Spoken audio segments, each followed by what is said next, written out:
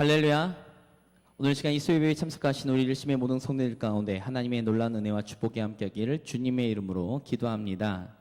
오늘 요즘은 날씨가 너무너무 덥습니다. 그래서 요번에는 제가 머리 스타일을 어떤 멋을 내는데 머리를 자르지 않고요, 무조건 시원하게 머리를 잘라봤습니다. 시원해 보이나요? 감사합니다. 오늘은 제가 성공했군요. 옆에 분들과 함께 인사하겠습니다. 주님의 이름으로 사랑하고 축복합니다. 함께 인사하겠습니다.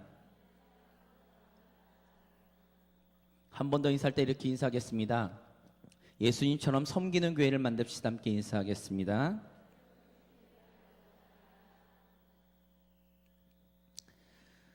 네, 오늘 설교는 좀 다른 형식으로 해볼까 준비했습니다. 설교를 시작하기 전에 다들 잘 알고 계시는 춘향전에 대한 이야기를 먼저 서두에 깔고 설교를 시작하겠습니다. 옛날 조선시대, 특별히 조선시대는 신분의 차이가 있고 신분에 대한 계급이 있었기 때문에 양반과 천민이라는 그러한 구조로 나뉘어져 있었습니다. 이 두 구조는 절대로 합쳐질 수도 없었고 동등한 그러한 위치에 설 수도 없는 그러한 사회였습니다.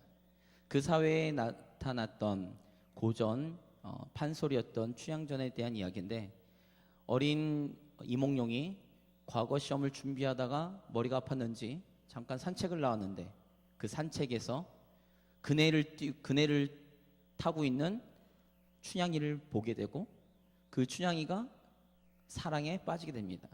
그래서 뭐 이러쿵저러쿵 돼서 사랑을 나누고 있는데, 교제하고 있는데 이 이몽룡의 집이 한양으로 가게 되었죠.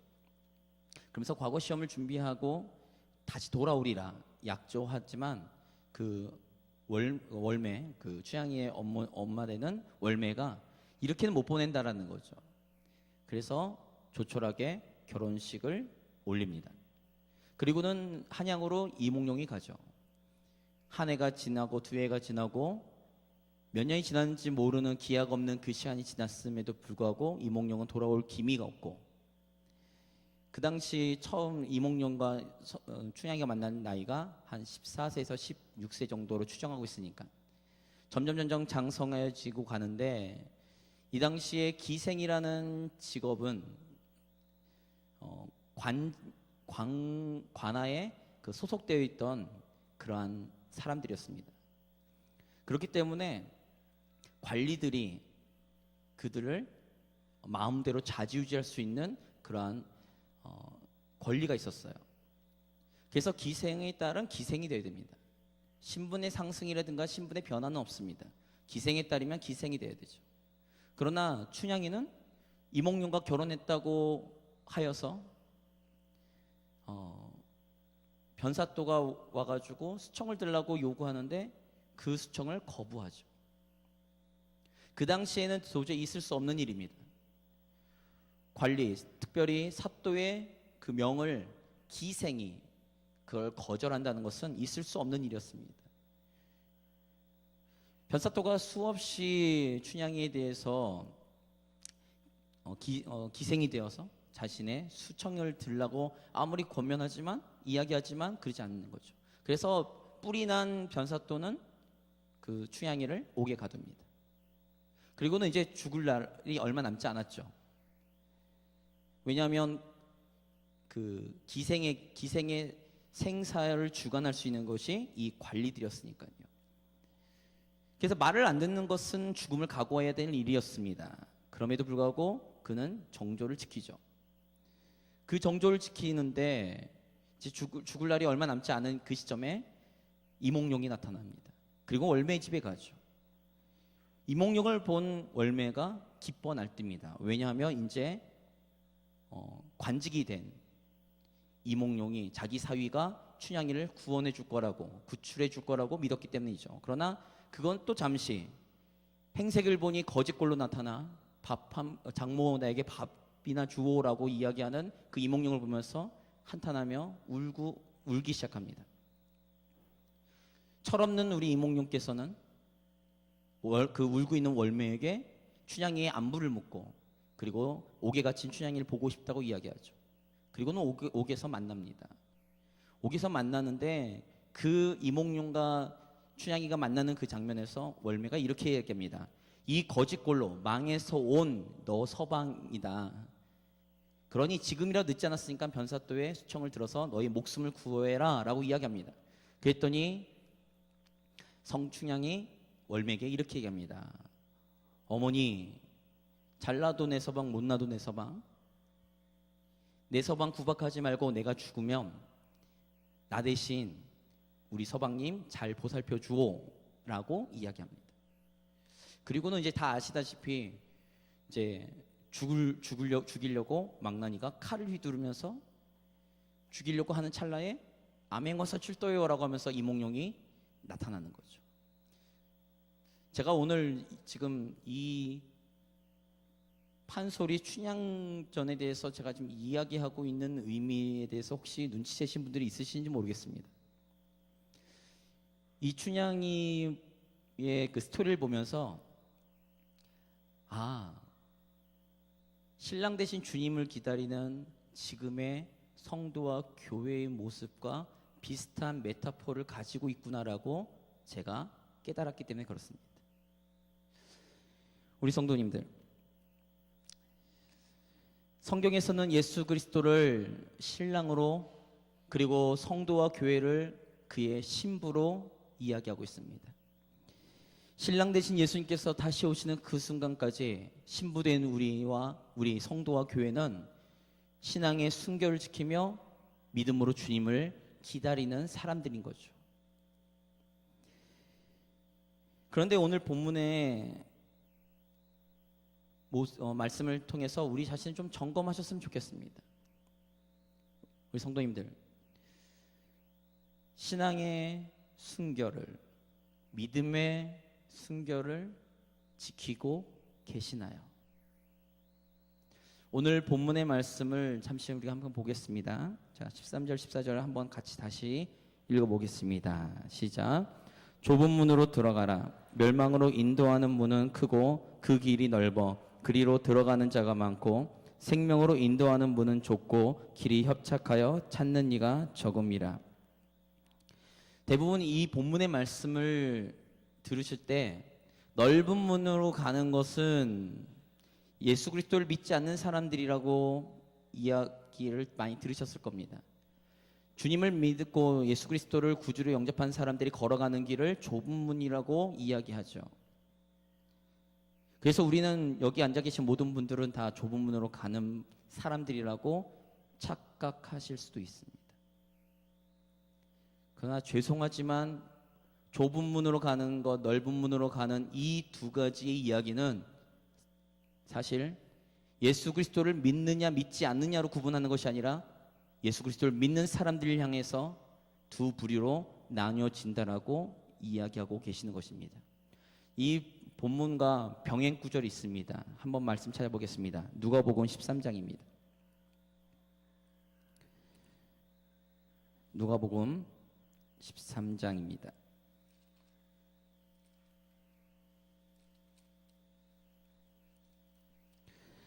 누가복음 13장 24절부터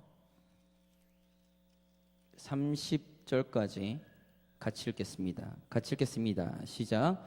좁은 문으로 들어가기를 힘쓰라. 내가 너희에게 이르노니 들어가기를 구하여도 못하는 자가 많으리라. 집 주인이 일어나 문을 한번 닫은 후에 너희가 밖에 서서 문을 두드리며 주여 열어주소서 하면 그가 대답하여 이르되 나는 너희가 어디에서 온 자인지 알지 못하노라 하리니 그때에 너희가 말하되 우리는 주 앞에서 먹고 마셨으며 주는 또한 우리를 길거리에서 가르치셨나이다 하나 그가 너희에게 말하여 이르되 나는 너희가 어디에서 왔는지 알지 못하노라. 행악하는 모든 자들아 나를 떠나가라 하리라. 너희가 아브라함과 이삭과 야곱과 모든 선지자는 하나님 나라에 있고 오직 너희는 밖에 쫓겨난 것을 볼 때에 거기서 슬피 울며 이를 갈리라. 사람들이 동서남북으로부터 와서 하나님의 나라 잔치에 참여하리니 보라 나중된 자로서 먼저 될 자도 있고 먼저 된 자로서 나중된 자도 있느니라 하시더라. 오늘 이 말씀을 보면 좁은 문으로 가는 사람 말고 그 바깥에서 슬피 울며 이를 갈 사람들에 대해서 이야기할 때 그 사람들의 자격에 대한 것들을 우리가 잠시 훔쳐볼 수 있는데 26절에 이렇게 이야기하고 있습니다. 26절에 너희가 말하되 우리는 주 앞에서 먹고 마셨으며 주는 또한 우리를 길거리에서 가르치셨다라는 거죠. 이들 천국으로 들어가지 못하는 사람들이 하는 말, 주님을 알았다는 것입니다. 또한 주님의 가르침을 받았다라는 거죠. 그렇기 때문에 오늘 본문에 있는 7장 13절 14절에 좁은 문 넓은 문으로 가는 사람들은 예수 그리스도를 믿는 사람이냐 믿지 않는 사람이냐로 구분짓는 것이 아니라 예수 그리스도를 믿는 사람들 가운데 좁은 문으로 가는 사람, 넓은 문으로 가는 사람이 있다는 이야기입니다.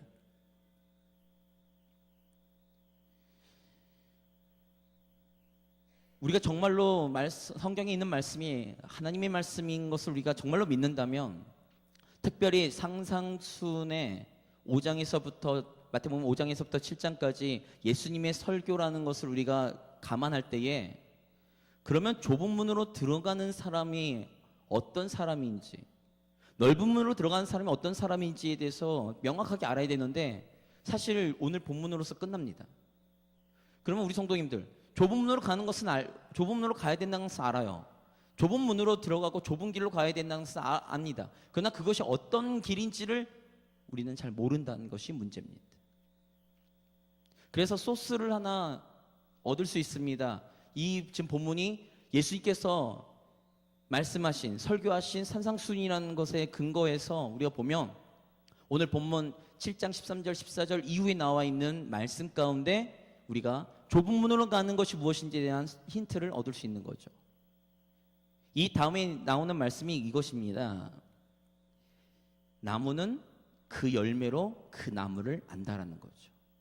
그러면서 예수님께서 말씀하신 것이 뭐냐면, 나더러 주여 주여 하는 자마다 천국에 들어가는 것이 아니고 아버지의 뜻대로 행하는 자라야 천국에 들어간다라고 예수님께서는 못을 박으셨습니다. 그러면 좁은 문으로 가는 것은 과연 무엇이냐라고 했을 때, 아버지의 뜻대로 행하는 것, 주의 말씀에 순종하며 주님의 뜻을 따라 사는 사람들이 좁은 길로 간다라는 이야기입니다. 근데 오늘 본문의 말씀을 보면요, 14절의 말씀을 보면 생명으로 인도하는 문은 좁고 길이 협착하다는 거죠. 좁고 길이 협착하답니다. 그러니까 그 길을 가려고 하는 사람이 많지 않다라는 겁니다. 그럼 좁고 협착하다라는 그 의미가 무엇이냐 이거죠. 좁고 협착한 그 길, 그것은 하나님의 말씀을 우리가 순종하는 것인데, 그 순종이 왜 힘든가, 왜 그것이 좁고 협착한 길인가라고 이야기할 때, 우리가 주의 말씀에 순종하려면 우리의 것들을 포기해야 됩니다. 우리의 권리를 포기해야 되죠. 우리의 주장을 포기해야 됩니다. 자기 십자가를 져야 됩니다. 자기를 부인하는 삶이 되어야 됩니다. 내 뜻을 접고 아버지 뜻을 구하는 사람들이어야 되는 거죠. 넓은 문으로 가는 것은 무엇입니까? 그거와는 상관없는 것입니다. 우리는 죄성이 있기 때문에 누구나 자기 뜻대로 하고 싶어 합니다. 자기 생각대로 살고 싶어 합니다. 그리고 나의 욕망과 나의 욕심을 따라 살고자 하는 그런 모습들이 있습니다.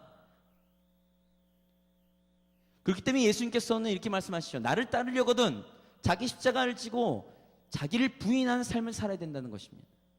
그것이 어떤 삶입니까? 나의 인생을, 나의 삶의 주인을 나로 두는 것이 아니라 예수님으로 두고 하나님으로 두는 것. 그 모든 판단과 모든 기준은 오직 하나님의 말씀 가운데 기준을 두고 우리의 삶의 지표를 따라가야 된다는 것을 이야기합니다.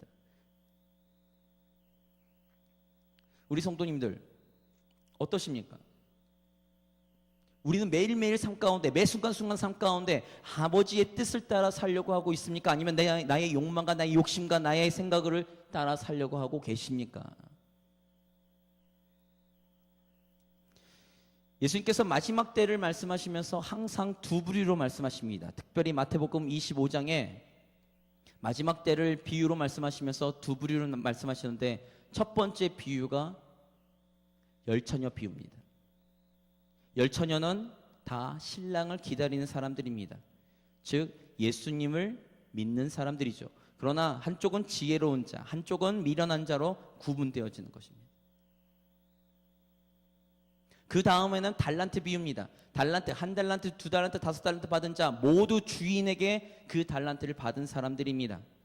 그러나 한 달란트 받은 자는 슬피 울며 바깥 어두운 곳에 쫓겨나서 운다라고 말씀하시죠. 마지막 25장의 마지막을 이야기하고 있는 것이 바로 염소와 양의 비유입니다. 염소들이 이야기합니다. 주여, 우리가 주님께 언제 그렇게 했습니까? 그랬더니 예수님께서 너희는 불법을 행하는 자라고 이야기하죠. 그들이 이야기합니다. 주여, 주의 이름으로 귀신도 쫓고 병도 고치고 능력도 행했는데 왜 우리는 들어가지 못합니까? 라고 이야기하죠. 그랬더니 주님께서 도무지 내가 너희를 알지 못한다라고 이야기합니다. 예수님께서 마지막 때를 이야기하시면서 항상 두 부류로 나눌 때 그 사람들은 주님을 아는 사람들이었고 예수님을 믿는 사람들이고 신앙생활을 하는 사람들을 이야기하는 것이었습니다. 왜 그런지 아십니까? 예수님을 믿지 않는 사람들은 멸망의 길을 이미 걷고 있기 때문에 그렇습니다. 그들에게 경고할 필요도 없는 거죠. 그렇기 때문에 예수님께서 말씀하시는 것은 지금 오늘 이 시간 저와 우리 성도님들에게 하는 이야기입니다. 오늘 좁은 문으로 들어가라고 이야기하는 것, 넓은 문으로 가지 말고 좁은 길로 가라고 이야기하는 그 주님의 음성은 지금 신앙생활을 하고 있고 주님을 우리의 구주로 주님의 뒤를 따라가는 우리들에게 하시는 말씀인 거죠. 넓은 길로 가는 것은 우리 인간의 본성이라는 거예요. 넓은 문으로 가고 싶어 하는 것은 우리의 아주 자연스러운 욕망입니다. 아마 오늘도 과연 몇 퍼센트나 주님의 뜻을 생각하며 사셨습니까? 아마 그러지 못하시는 시간이 더 많으셨을 겁니다. 나의 혈기, 나의 성격, 나의 생각, 나의 가치관, 나의 욕심, 그것을 따라 살지는 않으셨습니까? 성경에서는 끊임없이 주님을 따르는 것, 그리고 믿음을 강조하고 있습니다. 믿음을 강조하고 있는데 이 믿음이 자칫 변질될 수도 있습니다. 이 믿음은 변할 수도 있습니다. 왜 그런지 아십니까? 때로는 우리가 믿는 것, 우리가 믿음 생활을 한다는 것은 사실 우리의 어떤 소망을 이루기 위한 것일 수 있기 때문에 그렇습니다. 그것을 기복신앙이라고 이야기하는데 그것은 아주 미묘하게 우리의 죄성과 우리의 욕심을 자극하기 때문에 우리가 분별하지 못합니다. 오늘 제가 아까 서두에 말씀드렸던 것처럼 춘향이의 소원, 월매의 소망은 무엇입니까? 이몽룡이 와서 그를 구원시키는 것이었습니다. 그런데 이몽룡은 지금 망했잖아요. 그럼에도 불구하고 춘향이가 정조를 지키며 죽음을 불사하는 이유가 무엇입니까? 그 이유가 무엇인지 아셔야 됩니다. 그 이유는 그가 가지고 있는 믿음의 근거에는 바로 이몽룡을 향한 사랑이 있었기 때문에 그렇습니다. 우리 성도님들, 우리의 믿음 굉장히 중요합니다. 그러나 주님을 향한 사랑이 빠져있는 믿음은 사실 기복신앙입니다. 다니엘서를 보면 다니엘과 세 친구의 이야기가 나오죠. 특별히 세 친구들이 그 느부갓네살 왕과 대화하는 그 대화 장면 속에서 너희가 나의 신상, 내가 만든 신상에게 절하지 않으면 너희는 풀무불에 들어갈 거다 이렇게 이야기했더니 그 세 친구가 이야기합니다. 하나님께서 우리를 구원하실 것인데 그 어떤 상황 속에서 우리를 구원하실 것이라는 거죠. 그렇기 때문에 우리는 당신에게 절하지 않는다는 것이었습니다. 여기까지는 그 세 친구의 소망입니다. 여기에서 그들의 신앙이 위대한 것이 아닙니다. 그 다음 이야기죠. 그리 아니하실지라도, 하나님이 우리를 구원하지 아니하실지라도 우리는 오직 여호와만을 섬기겠다고 고백하는 그 고백이 그들의 믿음의 근거인 거죠. 어떻게 그렇게 할 수 있습니까? 하나님을 정말로 마음을 다하고 뜻을 다하고 목숨을 다해서 그들은 사랑했기 때문에 그들은 변질될 수가 없었던 거였죠.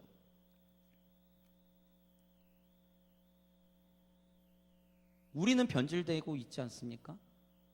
우리의 믿음과 우리의 신앙은 변질되고 있지 않습니까, 지금? 우리가 정말로 주님을 사랑한다면 주님이 우리의 소원과 우리의 소망을 비록 들어주지 않는다 할지라도 우리는 주님을 향한 그 사랑 가운데 우리의 믿음을 굳건하게 지킬 수 있다는 거죠. 그래서 예수님께서 말씀하신 것이 그겁니다. 사랑을 이야기하셨죠. 특별히 요한계시록 2장에 보면 에베소 교회에게 책망하신 것이 무엇입니까? 너희가 첫사랑을 잃어버렸다는 거였습니다. 너희가 첫사랑을 버렸다는 거였죠. 그 사실을 알고 있는 바울 사도가 뭐라고 고백합니까? 고린도전서 13장에 믿음, 소망, 사랑은 영원토록 있을지언데 그 중에 제일은 사랑이라는 거죠. 이 사실은 우리 하나님도 알고 계셨습니다. 이 사실은 너무나도 하나님이 너무나 잘 알고 계셨어요. 그래서 구약 성경에 보면 구약에서는 대체적으로 하나님께서 우리에게 언약, 계약이라는 조건을 가지고서 하나님께서 이스라엘을 이끌어 가신 모습들이 대부분의 모습이라면 신약에서는 그 하나님이 친히 우리의 육신을 입고 오셔서 이 땅에서 십자가에 달려 돌아가시기까지 우리를 사랑하시는 사랑의 확증을 통해 우리에게 그 주님의 사랑으로 우리를 설득하시고 우리를 감동시키시며 우리를 이끌어 가시는 줄 믿으시길 바랍니다.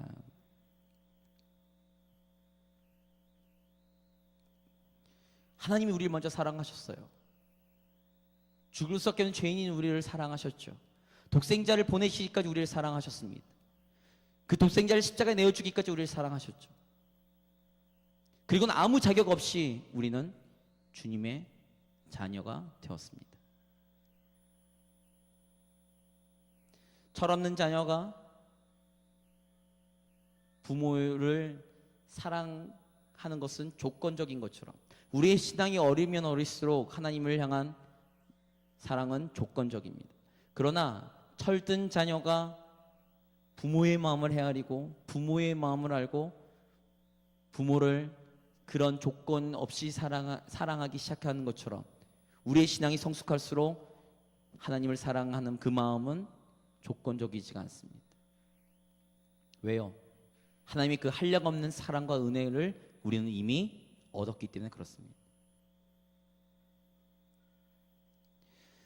우리는 신랑 되신 주님을 기다리는 믿음의 공동체입니다. 우리 성도님들에게 제가 질문을 드리는데 질문을 드릴 때 속으로 대답하십시오. 정말로 주님을 사랑하고 계십니까? 정말로 주님을 우리는 원하고 있습니까? 제가 종종 이런 얘기를 할 때 항상 하는 얘기가 있습니다. 사랑하는 사람이 나 하나를 보고서 사랑을 표현하지 않고 내가 가지고 있는 조건과 내가 가지고 있는 것들을 가지고서 나를 사랑한다고 느낄 때 그 사랑을 가짜라고 느끼는 것처럼 오늘 시간 우리가 정말로 주님을 사랑한다면 우리는 그 어떠한 상황과 어떠한 환경 속에서 그러한 조건적인 것들을 바라보는 것이 아니라 우리에게 행하신 하나님의 일들을 우리의 기도에 얼마나 하나님께서 응답하셨는가를 보고서 우리가 주님을 사랑하는 고 고백하는 것이 아니라 이미 우리를 구원하시고 우리를 향한 사랑을 확증하셨기에 우리는 오직 주님만을 바라보며 나가는 성도와 교회가 되어질 줄 믿습니다. 정말로 주님 한 분만으로 만족하십니까? 정말로 주님이 오시기를 기대하고 계십니까? 정말로 주님이면 세상의 그 어떤 것을 다 포기하고도 오직 주님만을 붙들 우리의 자세가 되어 있냐 말입니다. 그래서 바울서는 이렇게 고백합니다. 전에 내가 귀하게 여겼던 모든 것들은 다 지금은 배설물로 여긴다라고 고백하는 거죠.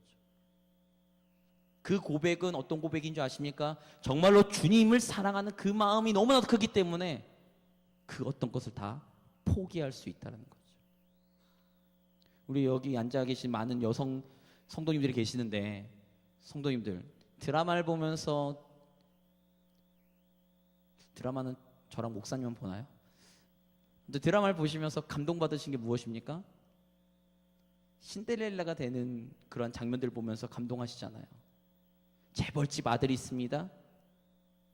정말로 호사롭게 누리고 있는 모든 것을 다 갖춘 사람이 있습니다. 근데 어떤 한 여자를 사랑함으로 그것을 포기합니다.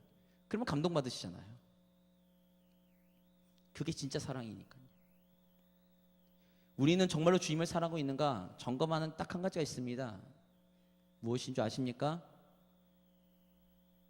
주님만으로 만족하고, 이 땅에서 비록 우리가 부하든 가난하든 건강하든 건강하지 않든 높은 지위에 있든 낮은 지위에 있든 그런 거와 상관없이 정말로 주님만으로 내가 만족하는 삶, 주님만을 내가 바라보며 주님을 기다리며 주님을 만나기를 사모하는 그 마음이 있는가? 아니면 나는 다른 것들에 더 마음을 빼앗기고 있는가? 그래서 아까 제가 94장 찬양을 불렀잖아요. 그 찬양의 가사가 무엇입니까? 주 예수보다도 귀한 것은 없습니다. 이 세상의 명예와 이 세상의 부귀와 이 세상의 행복도 나는 바꿀 수 없다라는 것이 그 찬양의 고백인 거죠.